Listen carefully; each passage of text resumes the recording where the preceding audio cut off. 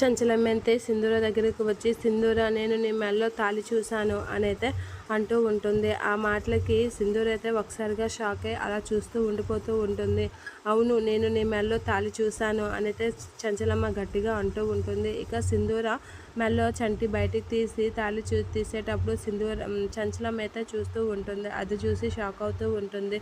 ఇక సింధూర అయితే అది విని షాక్ అయ్యి అలా చూస్తూ ఉంటుంది. ఇక చంటి అయితే చంచలమ్మకి భయపడి అక్కడి నుంచి అయితే వెళ్ళిపోవడానికి అయితే ట్రై చేస్తూ ఉంటాడు. ఇక చంచలమ్మ అయితే అవును సింధూర, నేను నీ మెడలో తాళి చూశాను అనైతే అంటూ ఉంటుంది. ఆ మాటలకి సింధూర, కేశవ అయితే అలా చూస్తూ ఉంటాడు.